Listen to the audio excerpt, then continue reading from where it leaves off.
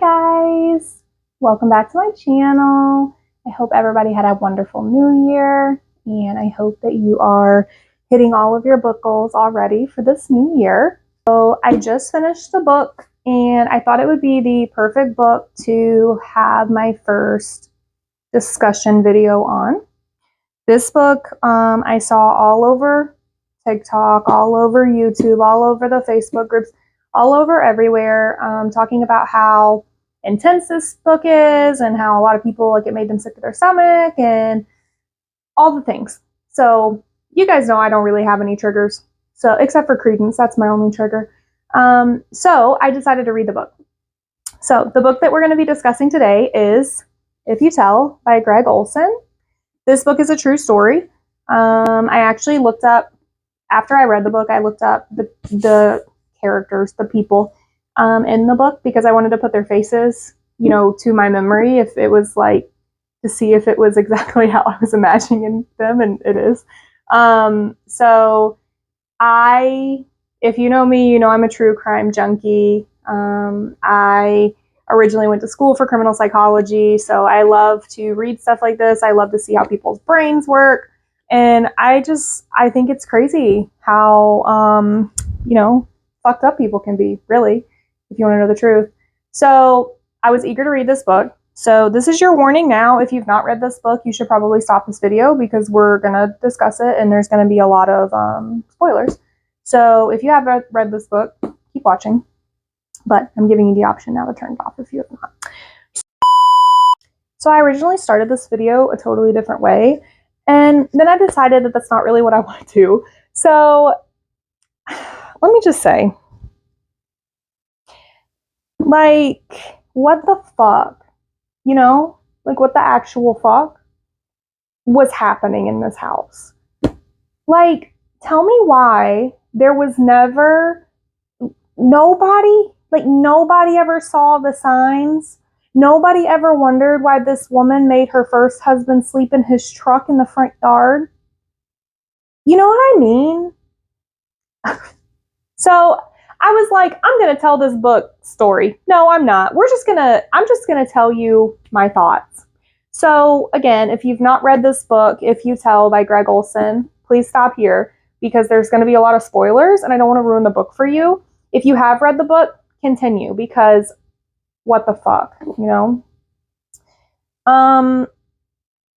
I will start by saying this book did not trigger, I don't want to sound like insensitive. This book didn't trigger me like it triggered so many people. Like, I can handle a lot of things, right? But I do love me a good true crime. And I did initially think that it was going to be like, okay, it's not that bad, but it was pretty bad. So, like, in the beginning of this book, I was like thinking, like, why is nobody stopping this woman? Like, why are her husbands so stupid? Who stays with a woman that treats them like this? So that was my first, like, what's happening here? Secondly, I don't understand how no teachers, nobody passing in the grocery store, doctors, like, I understand that she didn't take her kids to the doctor a lot, but, like, you mean to tell me nobody saw anything? Nobody. I'm just telling you guys right now. The wallowing is what sent me. I don't understand what mother forces her children to do that. So, like, you know what I'm talking about, where she would spray them with the hose and make them roll in the mud. And then to make Nikki do it with her cousin, like, he's a boy, she's a girl. Like, you know how it is when you're a teenager and you're just, like, learning yourself and, everything. So, like, this is crazy to me. But the crazier part is her husband. I just want to choke him. You know what I mean? And it's, like, crazy because still to this day, like, he defends her and, like, just said that she just loved her kids so much. That's not love, So it's crazy, like, for me to think that all of this was going on and nobody, like, ever said anything, right? So, like, let's just start. My first issue is Shane. So I went the whole book thinking that Shane actually ran away, right? And when it got to the end and we found out, that Shane did not run away, I cried because I thought Shane got away. And then to learn that, the dad killed him, like premeditated, like shot him, that is crazy. You mean to tell me your wife literally talked you into, like,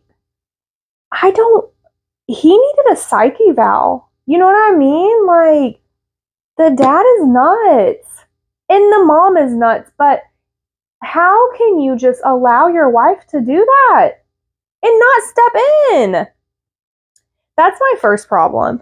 And then it's like, you keep reading this and you're like, okay, like somebody's going to have to step in at some point, No, nobody ever steps in. And then old Dave's just like, oh, I'm going to handle this, one way. I'm just going to leave. I'm going to go away to work.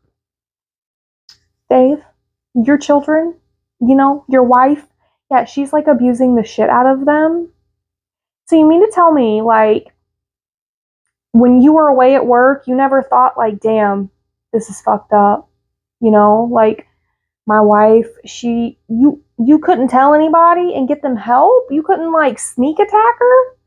And then it's like every time somebody talked to him, he's like, no, she really loved her kids. And then here's number 2 that stresses me out about this book is Kathy.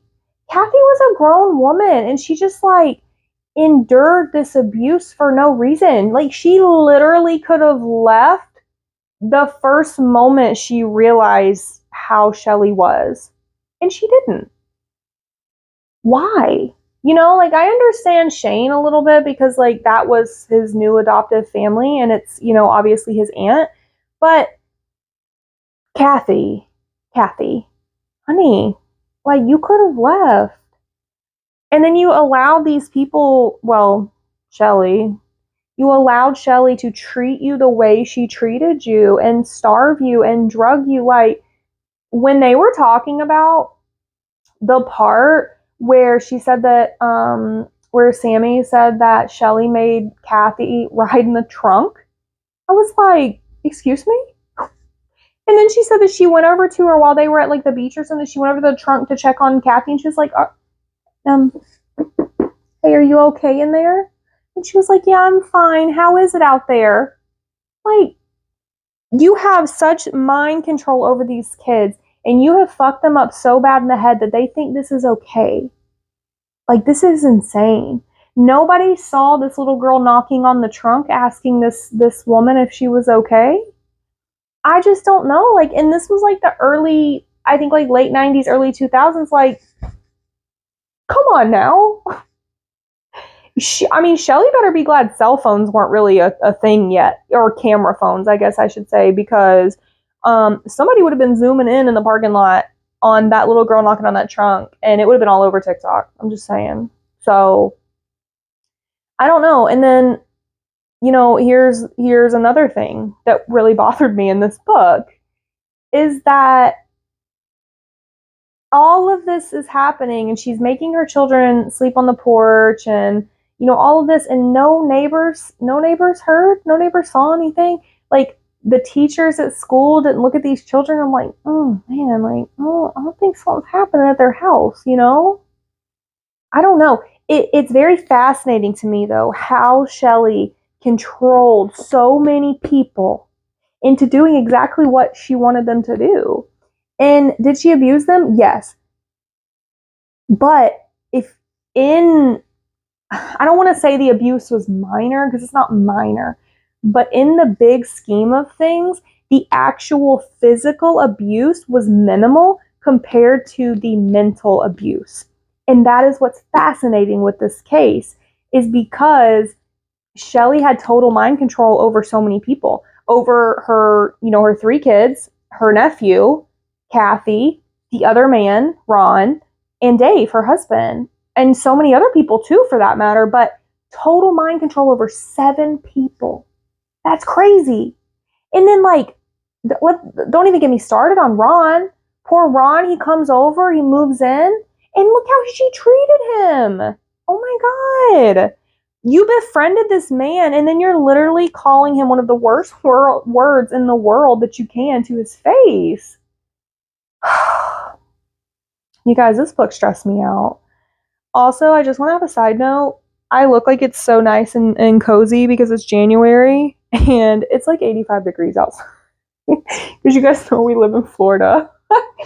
So I have the window open for the natural light, and the sun keeps coming up and down from behind the clouds. So yeah, anyway. But poor Ron, like, that really made me sad too, because I just knew that, like, she was gonna be better than that. She wasn't gonna do what she did to Kathy, and like, she still did it, you know? And then her husband stresses me out. I want to take her husband's face and just, just, come on, Dave, get it together here. Are you stupid? I know he's not stupid, but, like, what do you guys think? Like, were you as flabbergasted as me? I don't know. I'm just telling you, I feel like everybody should read this because it is pretty fascinating, to know, like, that somebody could actually treat people like that. Her own kids, her own family. And then poor Tori, like, who thought she was actually going to abuse Tori like she abused the rest of the kids? Well, I mean, I did, because she's doing it to everybody else, So why would she do it to Tori? And then, like, I understand her sisters had to get away, but y'all just let poor Tori. Poor Tori. She was still in the house. I don't know. Like I said, this book was intense, and I think you should read it. And I'm going to be, like, looking into some of his other books because he writes nonfiction, obviously. So I want to read some of his other true crime stories because, I love it. So also I'm thinking, like, somebody should tag Bailey Sarian because she should do a murder mystery and makeup to this case because I love her. And I'm just thinking, like, that would be a good one, right? So anyway, that's my thought. And I want to know what you guys thought of this book. And I want to know, like, what got you the most worked up.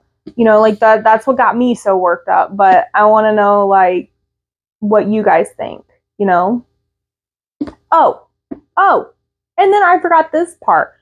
The part where Shelly would make Tori come in there and strip her clothes off, and she would check her to see if she was maturing well. Shelly, that's inappropriate. Shelly, come on. Oh, God. I feel like it's only appropriate that I read this book after I finished another book called Bad Mother. Anyway, so that's my thoughts on If You Tell. I feel awkward rating this book 5 out of 5 because it's not like it was a good story. It's an extremely sad story. But it's very well told. Gregg Olsen did a great job telling this story. I also think it's important to note that I did some research, and I guess the sisters have refused, like, any media coverage on their story to protect themselves and their families. And they actually, I think, went to Gregg and was like, hey, we want to tell our story one time. And, that's it. So I think it's super important to note that as well. So let me know what you thought about this book if you read it. Let me know what sent you the way it sent me. And I will let me know what you guys thought in the comments so I can be like, oh my God, yeah, that's what got me too. So anyway, I will see you guys next time. And hopefully next time it will not be a sad book like this. This book was sad, okay? But it might be because I'm going to eventually read A Little Life. So it might be sad. I'll see you guys later. Bye.